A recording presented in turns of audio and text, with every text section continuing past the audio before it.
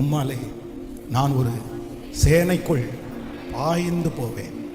கர்த்தர் என்ன பண்ண போறாருன்னா, நான் தனித்துவமாக போறேன். தனித்துவமாக போறேன். என் பிள்ளை தனித்துவமாக போறாங்க. ஆண்டவர் என்ன எப்படி நிறுத்த போறாரு அப்படின்னு சொன்னா, கர்த்தர் என்ன முதன்மையா. எத்தனை பேருக்கு ஆசையா இருக்குது? இந்த வசனத்தை நான் தியானிக்கும் போது அப்படிதான் நினைச்சேன். இல்ல, ஆண்டவர் என்ன எப்படி நிறுத்தணும் அப்படின்னு சொன்னா, என் வீட்டில் நான் முன்னாடி நிற்கணும், என் குடும்பத்தில் நான் முன்னாடி நிற்கணும்.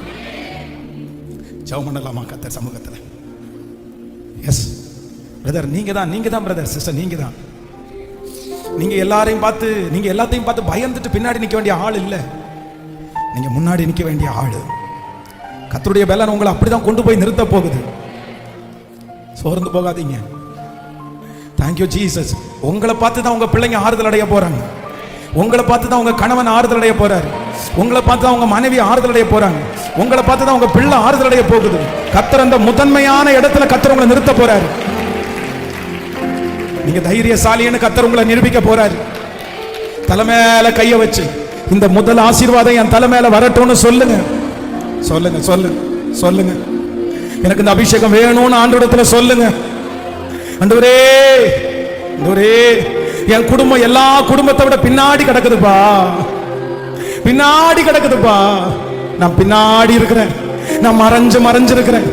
யாருக்குமே தெரியாம இருக்கிறேன். ஆனா என்ன கவனிக்கிறதுக்கு ஒருத்தரும் இல்லை, என்று வர்றதுக்கு ஒருத்தரும் இல்லை. ஆனா இப்போ உங்க வார்த்தை உண்மையானது என்று நான் நம்புகிறேன். வெகு சீக்கிரத்துல பின்னாடி இருக்கிற என்ன தைரியப்படுத்தி தட்டி கொடுத்து முன்னாடி கொண்டு வருகிறதற்காக நன்றி அப்பா.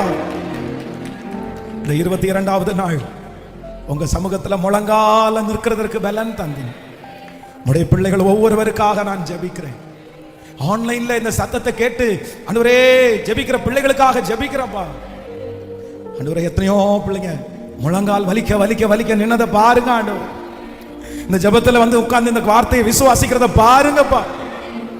இன்னைக்கு சொன்ன இந்த 4 வார்த்தைகளும் எங்க பிள்ளைங்க தலையின் மேல ஆம் என்றும் ஆமேன் என்றும் அப்படியே நடக்க போகிறதற்காக உமக்கு ஸ்தோத்திரம். கர்த்தர் உங்களை பலப்படுத்துவீராக. உடைய பிள்ளைகளை மனதார